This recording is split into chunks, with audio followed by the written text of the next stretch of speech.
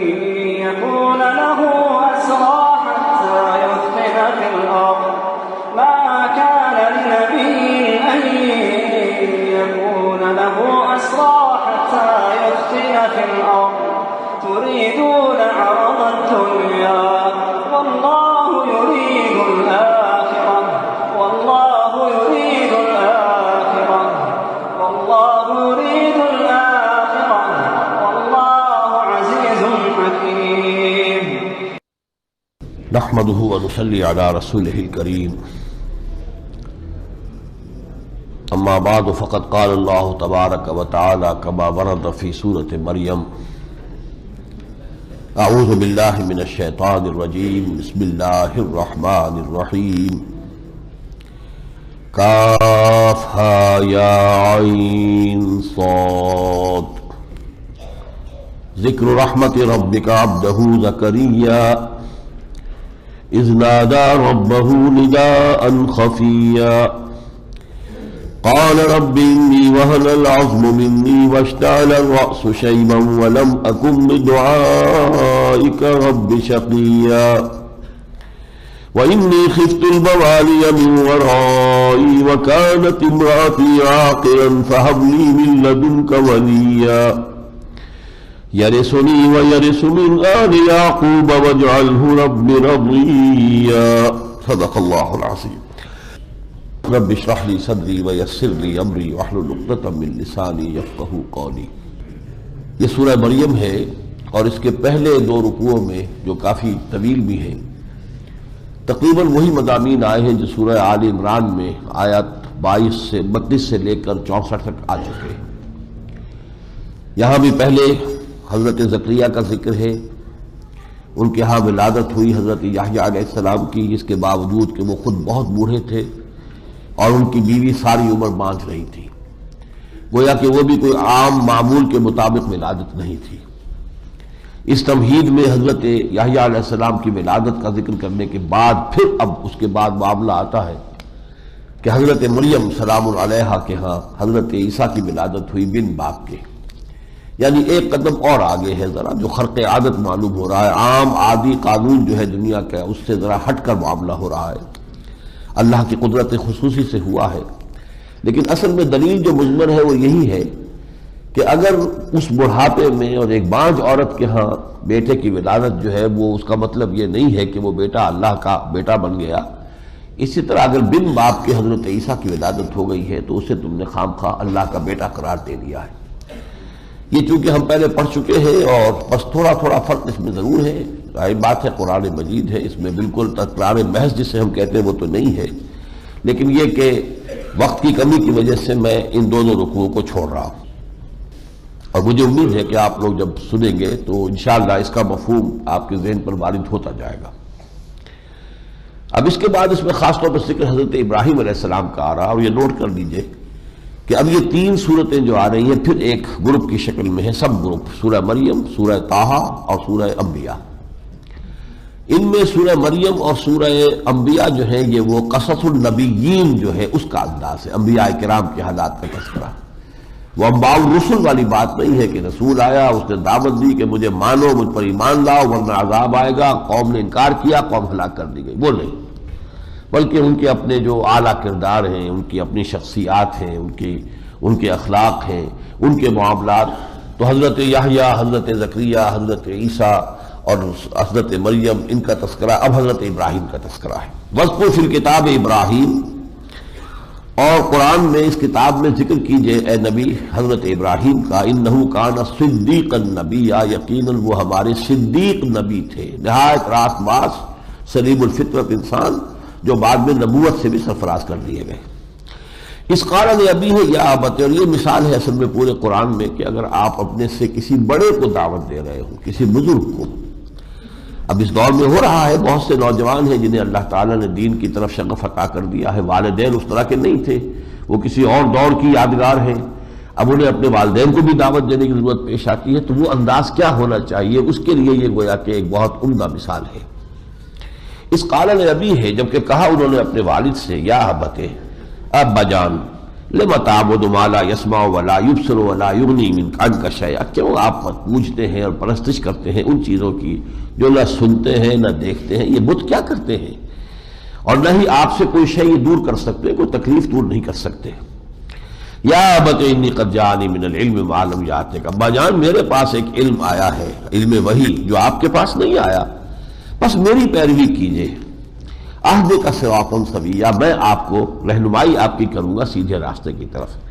بظاہر تو ہم کہیں گے کہ الٹی گنگا بہ رہی ہے کہ بیٹا کہہ رہا ہے باپ سے کہ میری پیروی کیجئے، لیکن دلیل انہوں نے پہلے دے دی ہے، وہی کا علم میرے پاس آیا ہے، آپ کے پاس نہیں آیا تھا، تجرباتی علم آپ کے پاس زیادہ ہوگا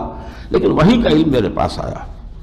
یا ابت لا تعبد الشیطان، ابا جان شیطان کی بندگی نہ کیجئے، ان الشیطان کان للرحمن عصیا، یقین شیطان جو ہے وہ رحمان کا نافرمان ہے۔ یا ابت انی اخاف ان یمسک عذاب من الرحمن فتکون للشیطان ولیا، ابا جان مجھے بڑا شدید اندیشہ ہے، خوف ہے اس بات کا کہ آپ کو رحمان کی طرف سے کوئی عذاب آپ پکڑے اور پھر آپ شیطان کے ساتھیوں ہی میں سے بن کر رہ جائیں۔ لیکن باپ کا جواب کیا تھا؟ قال راغب انت عن آلہتی یا ابراہیم، کہا اس نے کہ کیا تم میرے ان معبودوں سے سرکشی کر رہے ہو اور ان سے انحراف کر رہے ہو ابراہیم؟ لئن لم تنتہی، اگر تم باز نہ آئے لارجمنک، میں تمہیں رجم کر دوں گا، پتھراؤ کر کے مار دوں گا، واہجرنی ملیا، اور دفع ہو جاؤ میری نگاہوں سے، ہٹ جاؤ، دور چلے جاؤ، کچھ دور کے لیے تو میری نگاہوں سے ہٹ جاؤ۔ قال السلام علیک، لیکن ان کا دیکھیے انداز پھر کیا ہے، انہوں نے کہا سلام علیک، سلامتی ہو آپ پر، ساستغفر لک ربی، میں اپنے رب سے آپ کے لیے استغفار کروں گا، معافی چاہوں گا۔ انہ کان بی حفیہ، یقیناً میرا رب جو ہے مجھ پر بہت مہربان ہے۔ وَأَعْتَزِلُكُمْ، اب دیکھیے کہ موقف مضبوط ہے لیکن انداز نرمی کا ہے، انداز جو ہے مؤدبانہ ہے، لیکن جو اپنی بات ہے اس پر ڈٹے ہونے کا جہاں تک تعلق ہے اس میں کوئی لچک نہیں، کوئی کمزوری نہیں۔ وَأَعْتَزِلُكُمْ، میں آپ سے بھی علیحدہ ہوتا ہوں، وَمَا تَدْعُونَ مِن دُونِ اللَّهِ، اور جن کو بھی آپ پکار رہے اللہ کے سوا، وَأَدْعُو رَبِّي، اور میں تو پکاروں گا صرف اپنے رب کو۔ عسیٰ اللہ اکون بدعاء ربی شقیہ، اور مجھے امید ہے کہ میں اپنے رب کو پکار کر محروم نہیں رہوں گا، بد نصیب نہیں رہوں گا۔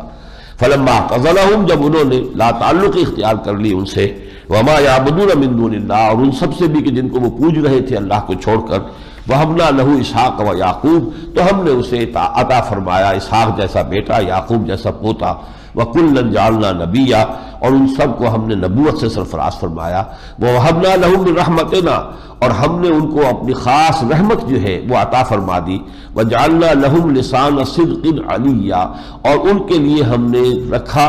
بہت اونچا تذکرہ، اعلیٰ شہرت جو ہے پوری دنیا کے اندر ان کا تذکرہ جو ہے وہ اچھے شہرت کے ساتھ موجود ہے۔ اب اس کے بعد وہ گلدستہ جو آ رہا ہے اس کے کچھ نام تو میں آپ کو پڑھ کر سنا دوں گا، ایک آیت کا ترجمہ نہیں کروں گا، وہ آیت سجدہ ہے۔ وَاذْكُرْ فِي الْكِتَابِ موسیٰ، اس کتاب میں موسیٰ کا بھی تذکرہ کیجئے، اِنَّهُ كَانَ مُخْلَصًا وَكَانَ رَسُولًا نَبِيًّا، یقیناً وہ ہمارے چنے ہوئے تھے، چنا ہوا بندہ تھا اور وہ رسول نبی تھے۔ اب صدیق نبی اور رسول نبی میں کیا فرق ہے، ایک بڑا گہرا علمی مسئلہ ہے، اس پر میرا مقالہ تو ایک موجود ہے لیکن یہ کہ یہاں اس کا میں بیان نہیں کر سکتا۔ وَنَادَيْنَاهُ مِنْ جَانِبِ الطُّورِ الْأَيْمَنِ، اور اسے ہم نے پکارا تھا پہاڑ کی داہنی جانب سے، وَقَرَّبْنَاهُ نَجِيًّا، اور اسے ہم نے اپنے قریب بلایا تھا اس سے سرگوشی کرنے کے لیے، وَوَهَبْنَا لَهُ مِنْ رَحْمَتِنَا أَخَاهُ هَارُونَ نَبِيًّا، اور اسے ہم نے خاص اپنی رحمت سے اس کو ہم نے عطا کر دیا تھا اس کا بھائی ہارون، اس کو بھی نبی بنا کر۔ انہوں نے کہا تھا وَاجْعَلْ لِي وَزِيرًا مِّنْ أَهْلِي هَارُونَ أَخِي، یہ سورہ طٰہٰ کے اندر آ جائے گا جب ہم پڑھیں گے، تو اللہ تعالیٰ نے ان کی دعا قبول کر لی کہ ٹھیک ہے، ان کو بھی نبوت سے سرفراز کیا اور تمہارا ساتھی بنا دیا۔ وَاذْكُرْ فِي الْكِتَابِ اسماعیل، اور ذرا اس کتاب میں اسماعیل کا تذکرہ کرو، إِنَّهُ كَانَ صَادِقَ الْوَعْدِ وَكَانَ رَسُولًا نَبِيًّا، وہ وعدے کا بڑا سچا تھا اور رسول نبی تھا۔ اور وعدے کا سچا اس حد تک کہ جب انہوں نے کہا تھا ابا جان جو آپ کو حکم ہو رہا ہے مجھے ذبح کرنے کا، فَفْعَلْ مَا تُؤْمَرْ سَتَجِدُنِي إِن شاء اللَّهُ صَابِرًا، آپ عنقریب انشاءاللہ مجھے صابر پائیں گے، انہوں نے وعدہ پورا کیا۔ وَكَانَ يَأْمُرُ أَهْلَهُ بِالصَّلَاةِ وَالزَّكَاةِ وَكَانَ عِندَ رَبِّهِ مَرْضِيًّا، اور وہ اپنے گھر والوں کو حکم دیتے رہتے تھے نماز کا اور زکوٰۃ کا، اور وہ یقیناً اپنے رب کے نزدیک بہت ہی پسندیدہ انسان تھا۔ وَاذْكُرْ فِي الْكِتَابِ إِدْرِيسَ إِنَّهُ كَانَ صِدِّيقًا نَبِيًّا، اور ذکر کیجئے ادریس کا، وہ بھی صدیق نبی تھے۔ وَرَفَعْنَاهُ مَكَانًا عَلِيًّا، اور ہم نے ان کو بہت اونچا رتبہ عطا فرمایا یا بہت بلند مقام عطا فرمایا۔ یہ اصل میں حضرت ادریس جو ہے حضرت آدم اور حضرت نوح علیہ السلام کے درمیان کے دور کے ایک نبی ہیں۔ اولئک الذین انعم اللہ علیہم من النبیین من ذریۃ آدم وممن حملنا مع نوح، اب یہ ہے وہ آیت، تو آیت سجدہ ہے، یہ ہے وہ لوگ ان نبیوں میں سے کہ جن پر ہم نے انعام فرمایا، جو ذریت آدم میں سے بھی ہے اور جن کو ہم نے اٹھایا تھا نوح کے ساتھ ان کی کشتی میں، اور یہ ذریت ابراہیم اور اسرائیل یعنی حضرت یعقوب کی اولاد میں، وَمِمَّنْ هَدَيْنَا وَاجْتَبَيْنَا، اور جن کو بھی ہم نے ہدایت دی اور جن کو ہم نے پسند کر لیا، جب ان کے سامنے رحمان کی آیات پڑھی جاتی تھیں تو وہ گر پڑتے تھے سجدے میں روتے ہوئے، ان پر رقت طاری ہو جاتی تھی۔ فَخَلَفَ مِن بَعْدِهِمْ خَلْفٌ، یہ ہے ہمارے لیے قابل غور بات، پھر ان کے بعد ان کی اولاد میں ایسے ناخلف لوگ اٹھے، اضاعوا الصلاۃ، نماز تو انہوں نے ضائع کر دی، واتبعوا الشہوات، خواہش نفس کی پیروی کی، فسوف یلقون غیا، تو عن قریب دیکھ لیں گے اپنی اس گمراہی کے انجام کو۔ الا من تاب وآمن وعمل صالحا، البتہ یہ کہ دروازہ کھلا رکھا جا رہا ہے، جو بھی ان میں سے توبہ کرے، رجوع کرے، ایمان لائے، نیک عمل کرے، فاولئک یدخلون الجنۃ ولا یظلمون شیئا، تو وہ جنت میں داخل ہوں گے اور ان پر کچھ ظلم نہیں ہوگا۔ اسی سلسلے میں ایک آیت بہت اہم آ رہی ہے، اور وہ ہے حضور صلی اللہ علیہ وسلم کا جو شوق تھا کہ وہی جلد جلد آئے۔ قرآن سے اتنی محبت شدید تھی کہ ذرا وقفہ ہو جاتا تھا وحی کے آنے میں تو آپ پر یہ وقفہ شاق گزرتا تھا۔ تو حضرت جبرائیل آئے تو آپ نے شکایت فرمائی کہ آپ دیر کر دیتے ہیں، تو میرا شوق دیکھ، میرا انتظار دیکھ، آپ جلدی آیا کریں۔ تو ان کا جواب ہے جو یہاں نقل کیا جا رہا ہے، وَمَا نَتَنَزَّلُ إِلَّا بِأَمْرِ رَبِّكَ، اے نبی ہم نہیں نازل ہو سکتے مگر آپ کے رب کے حکم سے، ہماری اپنی مرضی کو اس میں کوئی دخل نہیں، جب تیرے رب کا حکم ہوتا ہے ہم وہی لے کر آ جاتے ہیں۔ وَمَا نَتَنَزَّلُ إِلَّا بِأَمْرِ رَبِّكَ، ہم نہیں نازل ہو سکتے مگر آپ کے رب کے حکم سے۔ لَهُ مَا بَيْنَ أَيْدِينَا وَمَا خَلْفَنَا وَمَا بَيْنَ ذَلِكَ، یہ بڑے جامع الفاظ ہیں، اسی کا اختیار ہے ان چیزوں میں بھی جو ہمارے سامنے ہیں،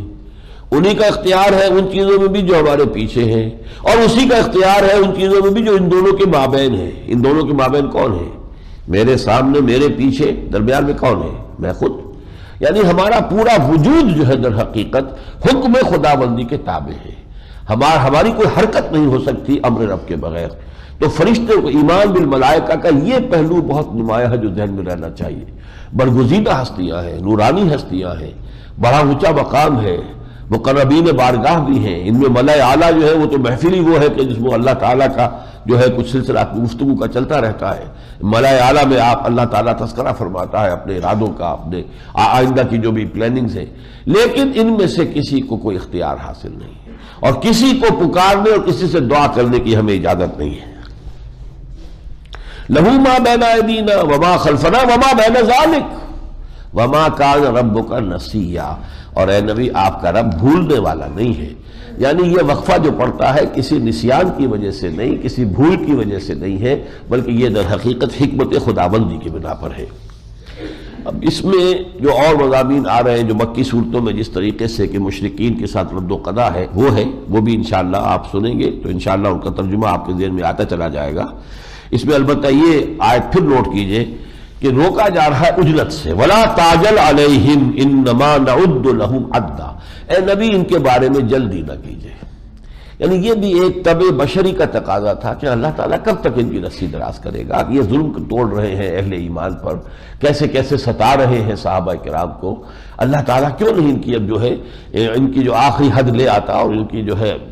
وہ مہلت ختم کر دیتا۔ تو فرمایا فلا تعجل علیہ، ابھی اس پر آپ جلدی نہ کیجیے، یہ ہماری حکمت کے اندر ہے، ہماری مشیت کے تابع ہے، ہم جانتے ہیں کیا بہتری ہے۔ ولا تعجل علیہم انما نعد لهم عدا، ہم سب چیز گن گن کر رکھ رہے ہیں، ان کے سارے اعمال کی گنتی کر رہے ہیں، بھرپور سزا انہیں ہم دے دیں گے، لیکن یہ کہ وہ وقت کب آئے گا وہ ہمارے اپنا۔ اسی میں پھر جو خاص طور پر تذکرہ ہوا ہے کہ جو یہ عیسائیوں کا عقیدہ ہے، چونکہ سورہ مریم میں سب سے بڑی بحث جو آئی ہے وہ تو حضرت مسیح سے متعلق ہے، اور یہی وہ آیات تھی کہ جو حضرت جعفر طیار رضی اللہ تعالیٰ عنہ نے نجاشی کے دربار میں پڑھ کر سنائی تھی، کہ جس کے نتیجے میں نجاشی جو ہے وہ ایمان لے آیا، اور اس نے مانا کہ واقعتاً مسیح کی حقیقت یہی ہے جو ان آیات میں بیان ہوئی، باقی تو کہانیاں ہیں جو ایجاد کر لی گئی ہیں۔ وہ چونکہ ایک بہت ہی نیک دل انسان تھا، بہت بڑا عالم بھی تھا، اور پھر وہاں جو مسلمان گئے تھے بطور مہاجر، پھر ان کو اس نے عزت کی، ان کو پورا امن فراہم کیا۔ تو وہاں یہ آیات کیونکہ بہت اہم ہے، اب اس میں ہی یہ آیت میں آ رہی ہے کہ اللہ تعالیٰ کا کتنا غضب بھڑکتا ہے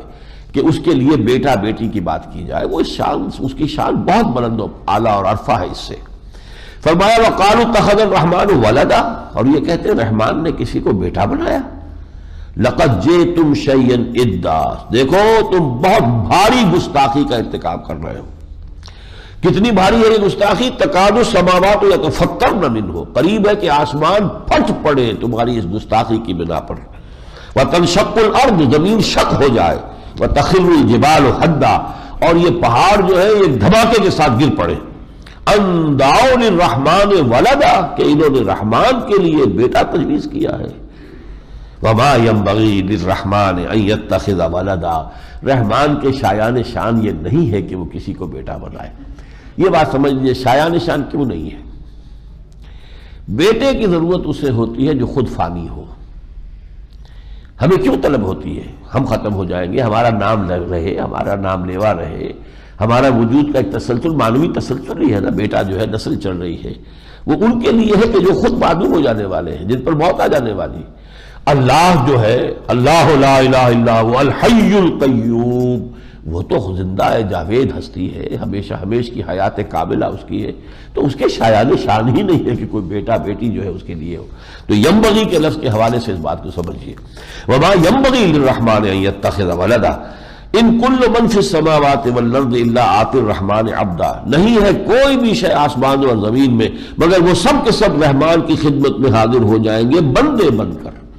وہ چاہے اولیاء اللہ ہو، چاہے وہ شیخ عبد القادر جیلانی ہو، چاہے وہ کوئی بھی علی حجویری ہو رحمت اللہ علیہم، یہ سب آئیں گے بندوں کی حیثیت سے، عیسیٰ ہو، موسیٰ ہو، محمد ہو صلی اللہ علیہ وسلم، سب جو آئیں گے بندوں کی حیثیت سے آئیں گے، کوئی نہیں ہے کہ جو سرکشی کرتا ہوا اس کے دربار میں حاضر ہو۔ لقد احصاهم وعدهم عدا، اللہ نے ان کو خوب گنا ہوا ہے، تعداد رکھی ہوئی ہے اپنے ہاں، ان کی پوری جو ہے وہ لسٹ موجود ہے۔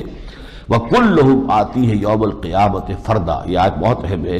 اور یہ سب کے سب آئیں گے قیامت کے دن اللہ کے حضور میں تو انفرادی حیثیت میں۔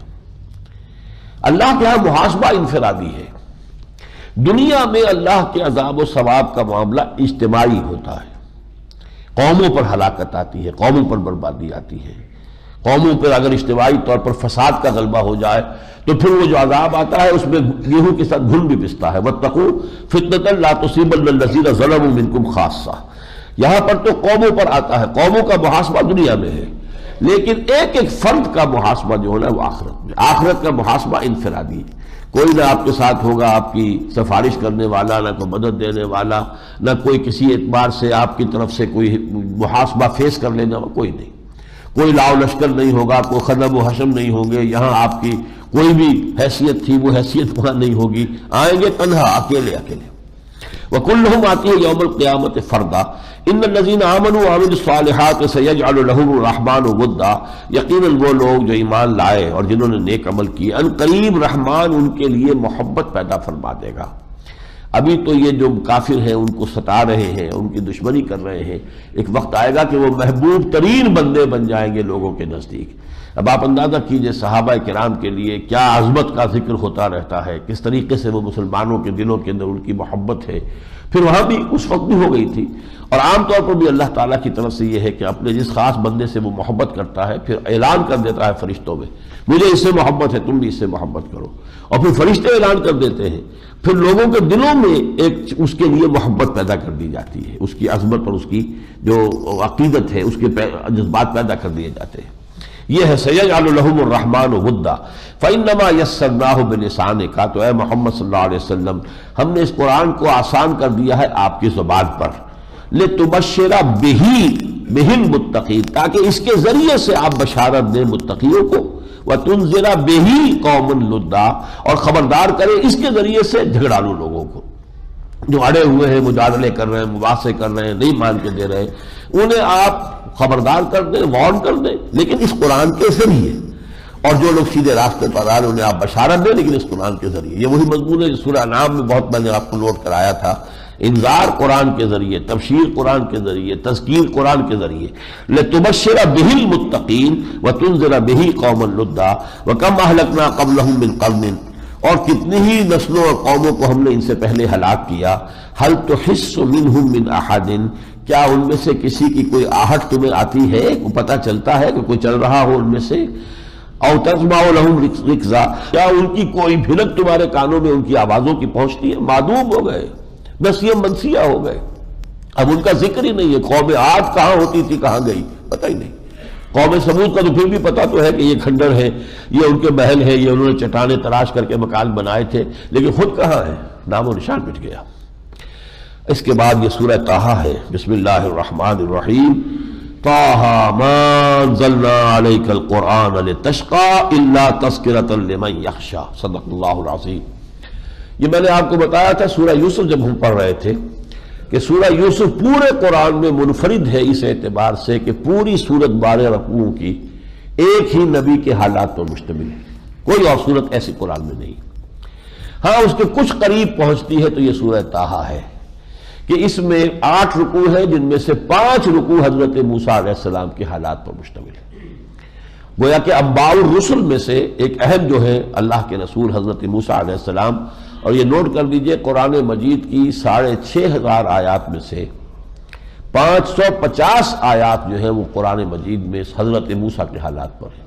1/13 آف دی ہول آف قرآن حضرت موسیٰ کے حالات پر ہے۔ طٰہٰ مَا أَنزَلْنَا عَلَيْكَ الْقُرْآنَ لِتَشْقَىٰ، یہ قرآن ہم نے آپ پر اس لیے نازل نہیں کیا کہ آپ مشقت میں پڑیں یا آپ ناکام ہو۔ یہ شقاوت دونوں معنی دیتی ہے اپنے اندر۔ إِلَّا تَذْكِرَةً لِمَن يَخْشَىٰ، یہ تو یاد دہانی ہے ان کے لیے کہ جو اللہ کا کوئی خوف دل میں رکھتے ہوں۔ تنزیلا ممن خلق الارض والسماوات العلیٰ، اس کا اتارا جانا ہے اس ہستی کی طرف سے جس نے زمین کو بھی پیدا کیا اور ساتھ جو آسمان ہے اونچے ان کو بھی بنایا۔ الرحمن، وہ رحمان ہے، علی العرش استویٰ، جو عرش پر یعنی تخت حکومت پر متمکن ہوا۔ لہ ما فی السماوات وما فی الارض وما بینہما وما تحت الثری، اسی کا ہے جو کچھ کے آسمانوں میں ہے اور اسی کا ہے جو کچھ کے زمین میں ہے اور اسی کا ہے جو کچھ کے ان دونوں کے مابین ہے اور اسی کا ہے جو کچھ کے پاتال میں ہے، زمین کے بھی تحت الثری، پاتال میں۔ وَإِن تَجْهَرْ بِالْقَوْلِ فَإِنَّهُ يَعْلَمُ السِّرَّ وَأَخْفَىٰ، اگر چاہے تم کوئی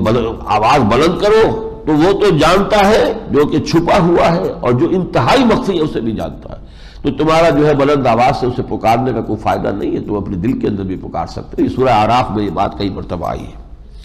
اللہ لا الہ الا ہو، وہ اللہ ہے جس کے سوا کوئی الہ نہیں، لہ الاسماء الحسنی، تمام اچھے اسماء اسی کے ہیں۔ اب یہ واقعہ آ رہا ہے کہ جو حضرت موسیٰ علیہ السلام کو جہاں رسالت سے سرفراز فرمایا گیا، مدین سے جب واپس آ رہے تھے اپنے اہل کو لے کر، اور راستے میں کوہ طور پڑتا ہے تو وہاں سردی کی شدید رات کے اندر ایک تو راستہ بھٹک گیا، راستہ نہیں پتہ چل رہا تھا، اور سردی سے شدید جو ہے وہ دقت تھی، تو دور کہیں آگ نظر آئی۔ اس آگ کی طرف پھر انہوں نے کہا اپنے جو اہل خانہ تھے کہ آپ لوگ اب یہاں ٹھہرے، میں جاتا ہوں آگ سے، کوئی وہاں سے آگ لے آتا ہوں، چنگاری لے آتا ہوں تاکہ یہاں پہ کوئی تاپ ہو اسے۔ یا یہ کہ شاید کوئی راستے کا بھی مجھے سراغ وہاں مل جائے۔ وہاں گئے ہیں تو وہاں وہ جو ہے اللہ تعالیٰ نے آپ کو نبوت سے تو پہلے ہی سرفراز تھے، اب رسالت پر فائز کر دیا۔ اس کا قصہ چونکہ یہی آیا ہے پہلی مرتبہ، وہ میں آپ کو پورا پڑھ کر سنا رہا ہوں۔ وَهَلْ أَتَاكَ حَدِيثُ موسیٰ، اور کیا تمہیں پہنچ چکی ہے موسیٰ کی بات، موسیٰ کی خبر؟ اِذْ رَأَىٰ نَارًا، جبکہ انہوں نے دیکھا تھا آگ کو، فَقَالَ لِأَهْلِهِ، تو انہوں نے کہا اپنے اہل خانہ سے، انکثوا، ذرا ٹھہرو، انی آنست نارا، میں نے آگ دیکھی ہے، آگ نظر آئی ہے مجھے، لعلی آتیکم منہا بقبس، یہ بھی ہو سکتا ہے کہ میں وہاں سے کوئی چنگارا لے آؤں تمہارے پاس، او اجد علی النار ہدی، یا یہ کہ آگ پر پہنچ کر مجھے کوئی ہدایت مل جائے، کوئی راستے کی جو ہے رہنمائی مل جائے۔ فلما اتاہا، جب وہ موسیٰ پہنچے اس آگ کے پاس، نودی یا موسیٰ، اب کہا گیا، ندا کی گئی، پکارا گیا، اے موسیٰ انی انا ربک فاخلع علیک،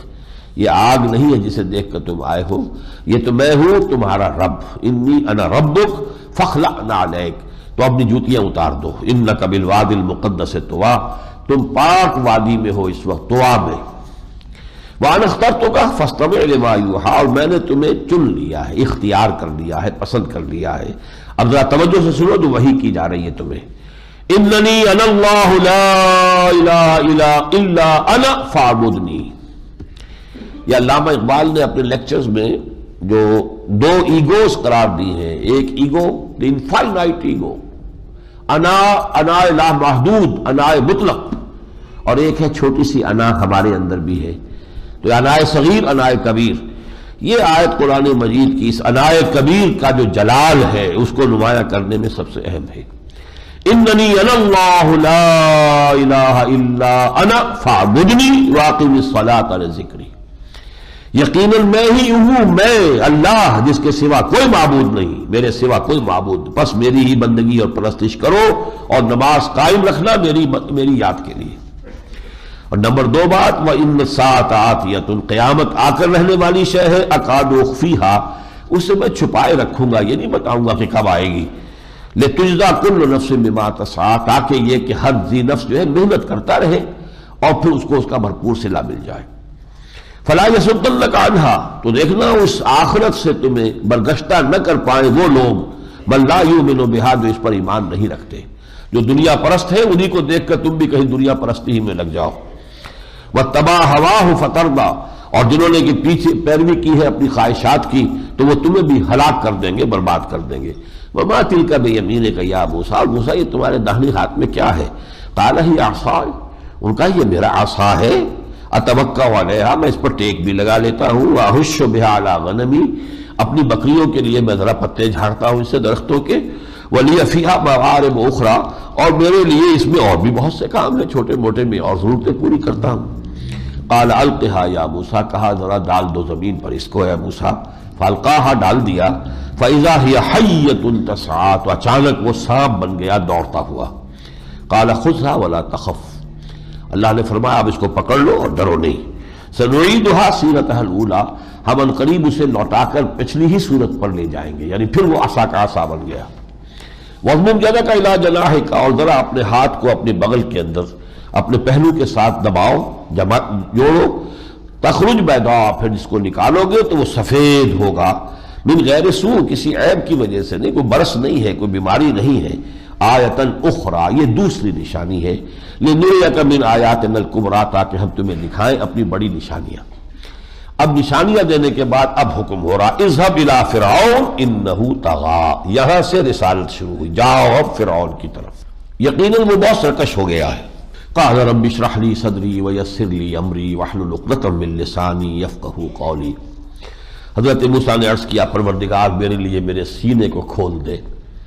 میرے لیے میرے اس کام کو آسان فرما دے جو بھاری بوجھ میرے اوپر ڈال رہا ہے،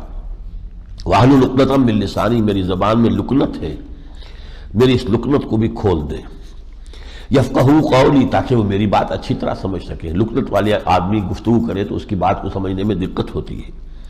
وَاجْعَلْ لِي وَزِيرًا مِّنْ أَهْلِي، اور مجھے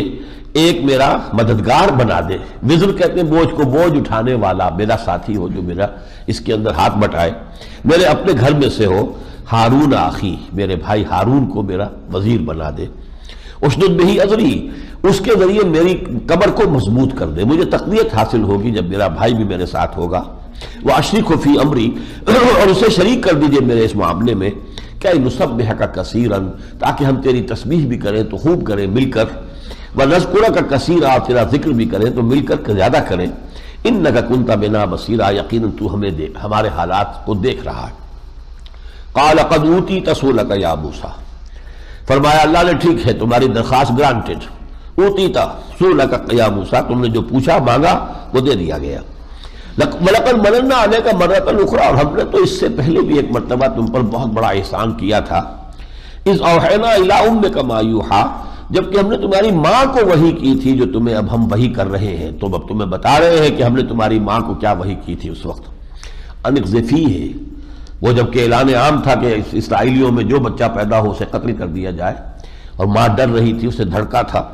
أَنِ اقْذِفِيهِ کہ اسے ذرا فی التابوت، ایک صندوق میں رکھ دو، فَاقْذِفِيهِ فِي الْيَمِّ، اور پھر اس کو دریا میں ڈال دو، فَلْيُلْقِهِ الْيَمُّ بِالسَّاحِلِ، دریا جو ہے اس کو پھینک دے گا ساحل پر، یَأْخُذْهُ عَدُوٌّ لِّی وَعَدُوٌّ لَّهُ، اور اسے پھر لے لیں گے، یہ امر کا صیغہ ہے، ویسے ترجمہ میں کر رہا ہوں مضارع مستقبل میں،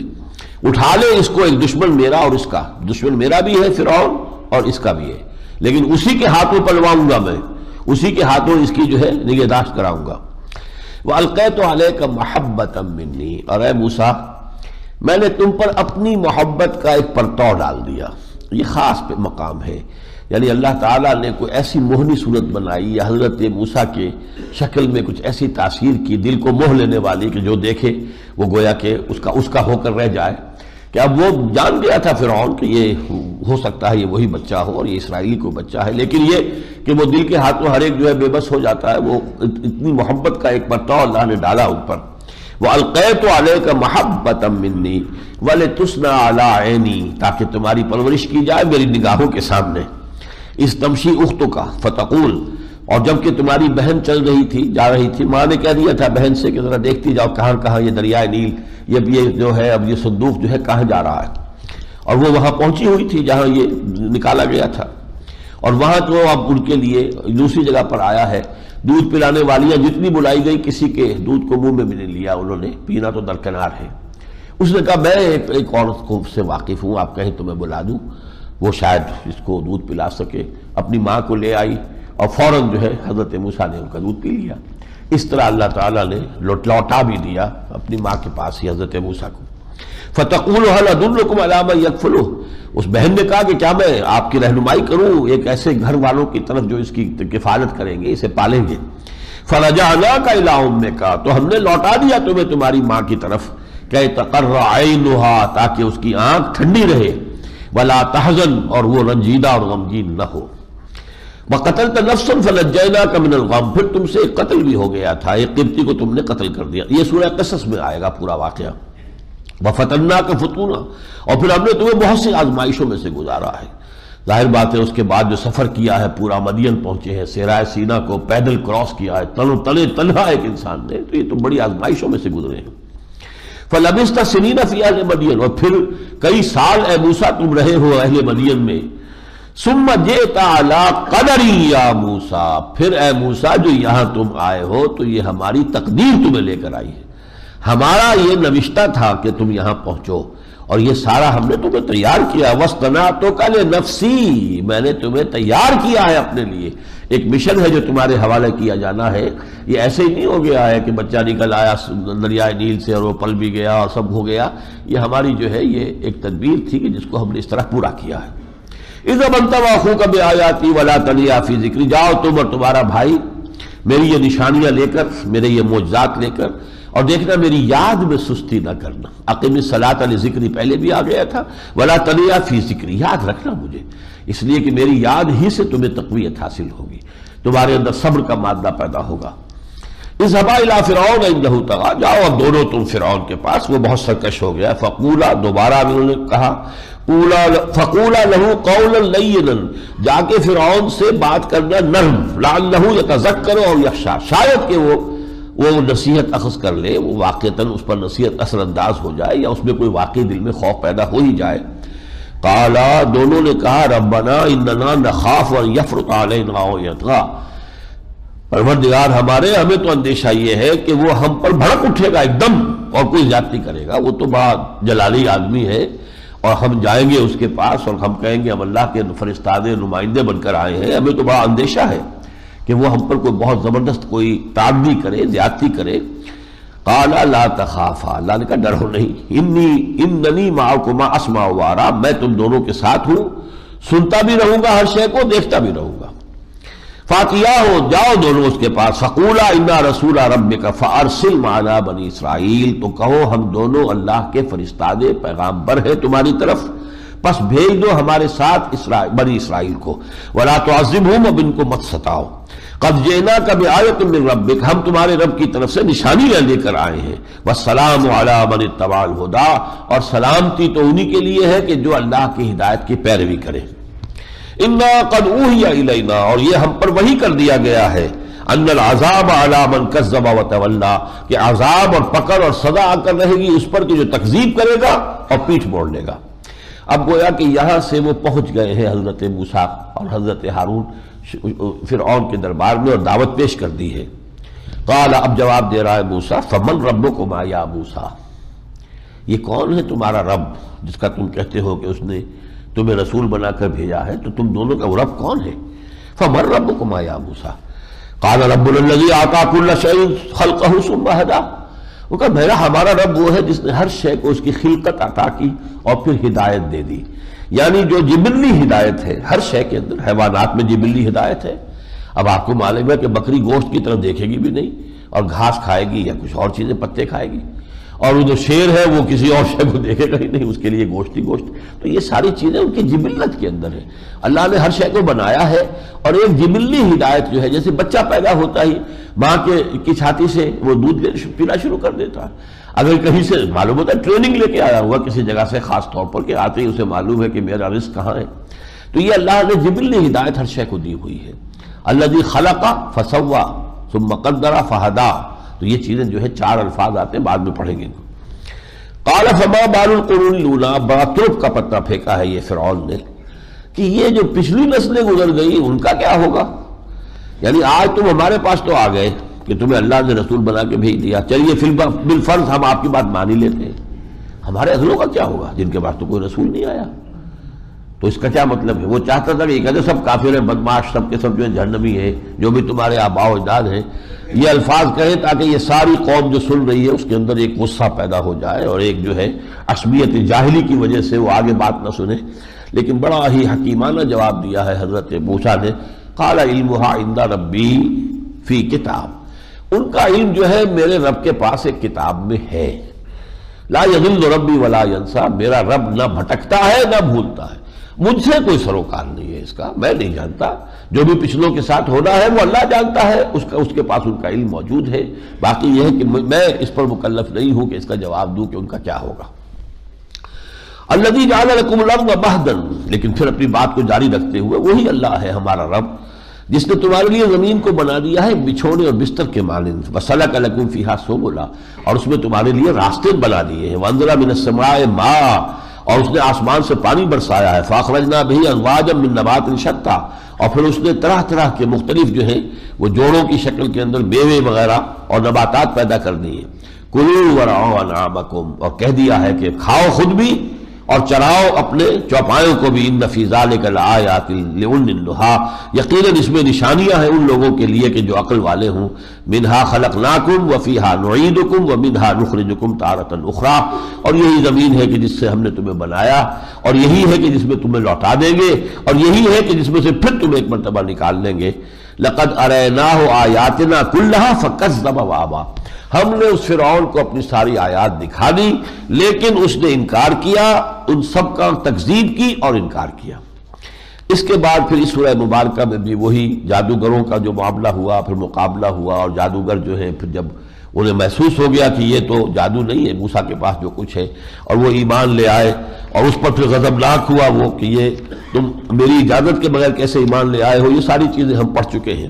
اور اس کے بعد جو ہے وہ ہم آگے چل رہے ہیں۔ جب حضرت موسیٰ علیہ السلام کو بلایا گیا تھا کوہ طور پر 40 دن کے لیے یا 30 دن کے لیے، یہ ہم پڑھ چکے ہیں سورہ اعراف میں، وہاں ذکر نہیں تھا، یہاں اس کا ایک خاص معاملہ ذکر ہو رہا ہے کہ حضرت موسیٰ علیہ السلام وقت معین سے پہلے پہنچ گئے، شوق،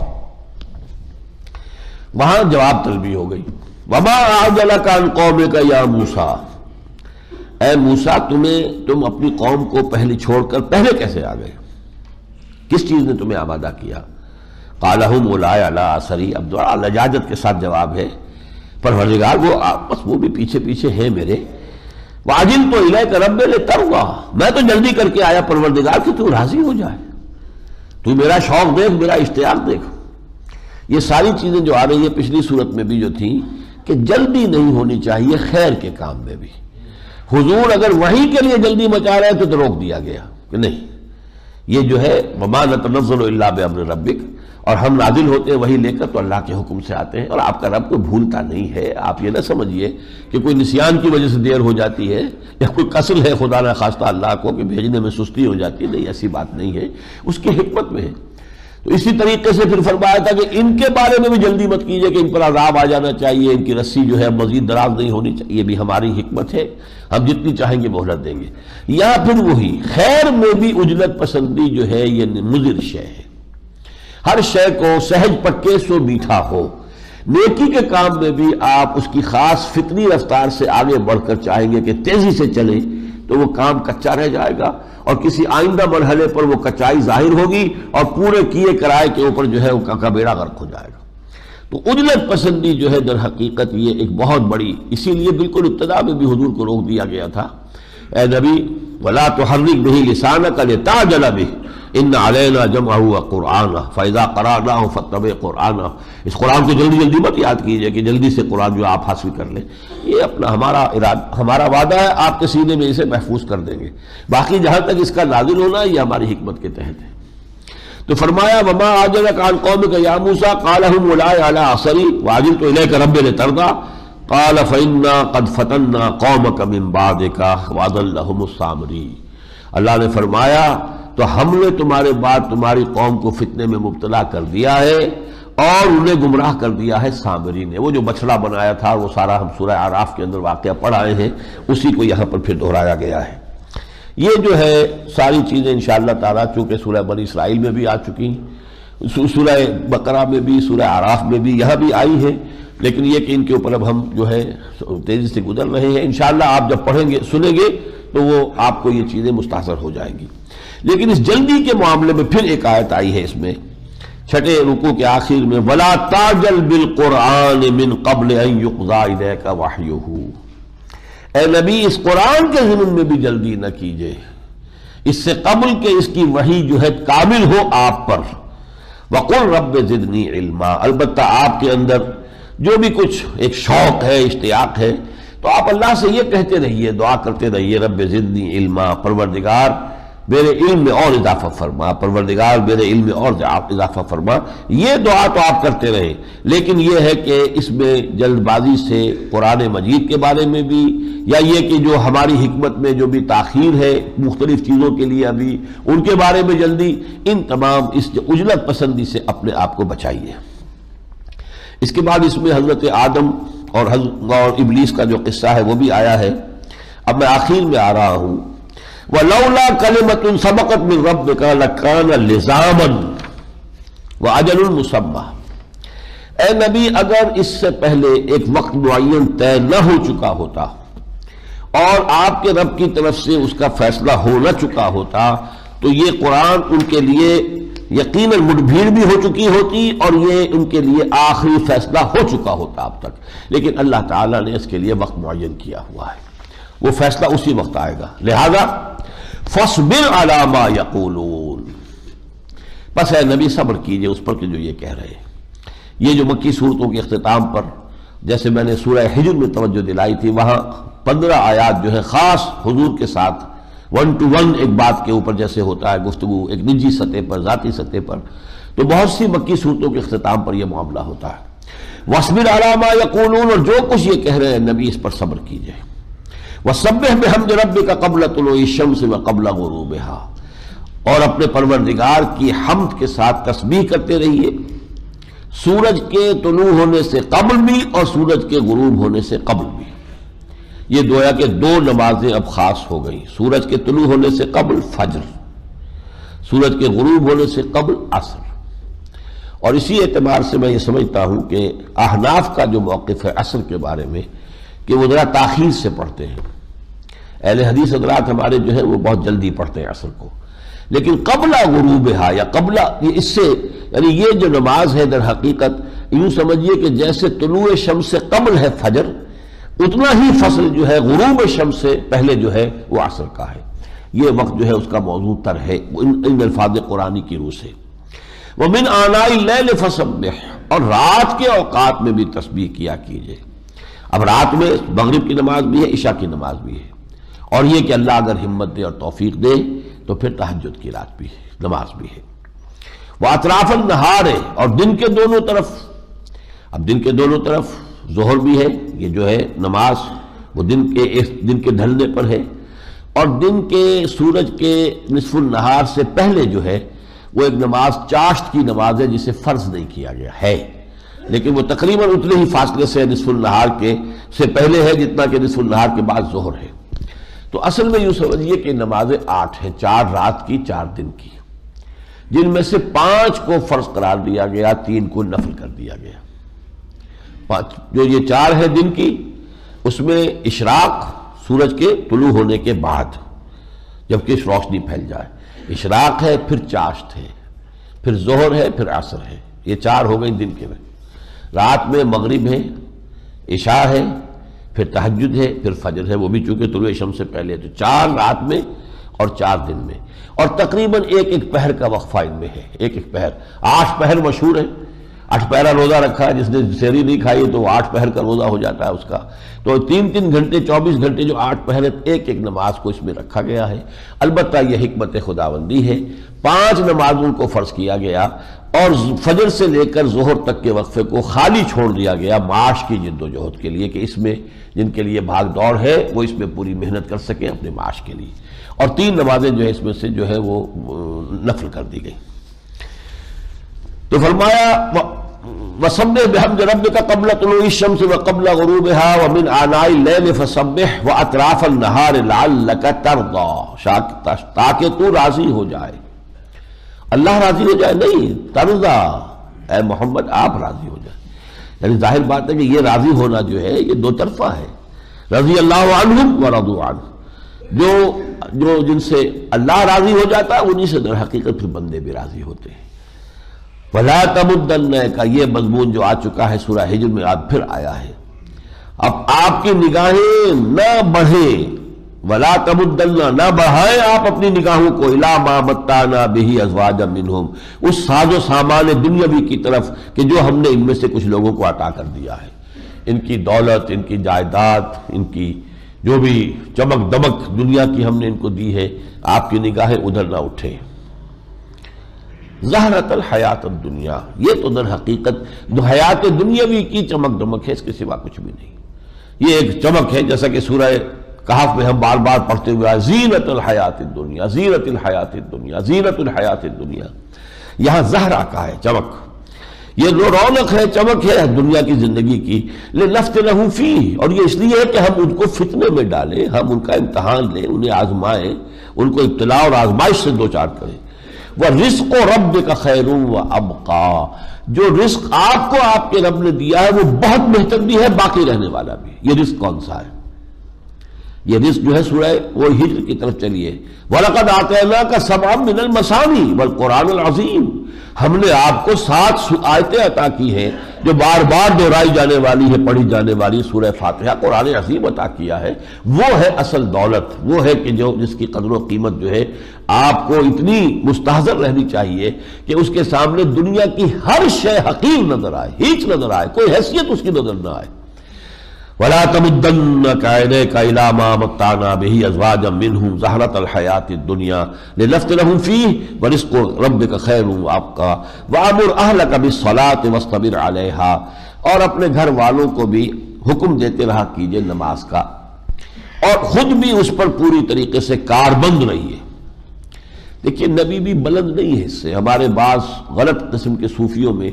یہ ایک بہت بڑی گمراہی پھیلی ہوئی ہے کہ جو اللہ تک پہنچ گیا ہو، اللہ کے بہت، اس کے لیے نماز کی ضرورت نہیں ہے۔ یہ صورتحال بہت بڑی گمراہی ہے۔ بہت سے پیر ہیں جو باقاعدہ لوگوں کو، یعنی ان کی طرف سے چھٹی ہو جاتی ہے کہ ہم آپ کی طرف سے جو ہے وہ جواب دہی کریں گے، آپ پر نماز فرض نہیں ہے۔ یہی قریبی میں والٹن اس علاقے میں موجود ہے ایسے پیر۔ لیکن یہاں یہ کہ نبی سے کہا جا رہا ہے وَأْمُرْ أَهْلَكَ بِالصَّلَاةِ وَاصْطَبِرْ عَلَيْهَا، اس کے اوپر خود آپ پوری طرح کاربند رہیں۔ لا نسألك رزقا، ہم آپ سے کوئی رزق کا سوال نہیں کر رہے۔ نحن نرزقک، ہم آپ کو رزق دینے والے ہیں، کوئی رزق جو ہے وہ کسی انسان سے اللہ نہیں مانگتا۔ والعاقبۃ للتقوی، اور یقیناً عاقبت کا جو گھر ہے، پچھلا گھر جو ہے آخرت کا، وہ تو تقوی پر ہے۔ وہ جن لوگوں کے اندر تقوی کی روش ہوگی وہی اس سے بہرہور ہوں گے۔ وَقَالُوا لَوْلَا تَأْتِينَا بِآيَةٍ مِّن رَبِّهِ، یہ وہی مضمون جو بہت مرتبہ آیا ہے، اور وہ کہتے ہیں کیوں نہیں یہ لے کر آئے یَأْتِينَا بِآيَةٍ مِّن رَبِّهِ، اپنے رب کے پاس سے کوئی آیت کیوں نہیں لے کر آئے، کوئی نشانی، کوئی بہت بڑا معجزہ۔ أَوَلَمْ تَأْتِهِمْ بَيِّنَةُ مَا فِي الصُّحُفِ الْأُولَىٰ، کیا ان کے پاس وہ بینہ نہیں آ چکی ہیں جو پچھلے صحیفوں میں تھی؟ یعنی تمام جو ہم نے کتابیں نازل کی تھیں، تورات اور انجیل اور زبور، اور اس سے پہلے صحف ابراہیم، ان سب کا جو اصل لب لباب اور خلاصہ ہے وہ اس کو قرآن میں ہم نے نازل کر دیا۔ اب اس سے بڑا کون سا معجزہ ان کو چاہیے؟ انہیں کوئی نشانی چاہیے تو اس سے بڑی کوئی نشانی نہیں۔ اس کو ہم نے کتنی مرتبہ چیلنج کر لیا ہے کہ اگر تم سمجھتے ہو کہ یہ محمد کا گھڑا ہوا کلام ہے خود، تو پھر لاؤ کوئی ایک صورت تم ایسی بنا لاؤ کہ تم بھی کہہ سکو کہ ہاں یہ قرآن جیسی ہے، تو پھر تو تمہیں کچھ شک کرنے کا جو ہے حق پہنچے گا، ورنہ نہیں۔ اور کوئی بھی اس چیلنج کا مقابلہ نہیں کر سکا۔ اولم تأتهم بینۃ ما فی الصحف الاولیٰ ولو اللہ اہلکناہم بعذاب من قبلہ، اور اگر ہم نے ان کو ہلاک کر دیا ہوتا اس قرآن کے نازل کرنے سے پہلے ہی کوئی عذاب بھیج کر، لقالوا، تو یہ کہتے، یہ ان کا عذر ہوتا، ربنا لولا ارسلت الینا رسولا، پروردگار تو نے ہمارے پاس رسول کیوں نہیں بھیجا؟ یعنی یہ ہم پر جو اچانک عذاب آ گیا بغیر اس کے کہ ہمیں وارن کیا جاتا، ہمیں دعوت دی جاتی، جو ہم پڑھ چکے ہیں رسلا مبشرین و منذرین لئلا یکون للناس علی اللہ حجۃ بعد الرسل، تو وہ حجت بیان ہو رہی ہے۔ لولا ارسلت الینا رسولا، کیوں نہیں بھیجا ہماری جانب ایک رسول، فنتبع آیاتک، تو ہم تیری آیات کا اتباع کرتے، پیروی کرتے، من قبل ان نذل ونخزا، اس سے پہلے کہ ہم ذلیل ہوتے اور رسوا ہوتے، اس سے پہلے ہمیں موقع تو دیا جاتا، ہمیں تبلیغ تو کی جاتی، ہمیں وارن تو کیا جاتا۔ قل کل مترب، اب مطلب یہ کہ اب جب یہ قرآن آ گیا ہے تو کہتے کوئی اور معجزہ دو، اللہ کا رسول بھی آ گیا، قرآن بھی آ گیا، اب جس کو بھی حق کی کوئی طلب ہے وہ اس کے ذریعے سے حق کو حاصل کر سکتا ہے۔ قل کل متربص فتربصوا، کہہ دیجئے سب انتظار میں ہے تو کرو انتظار،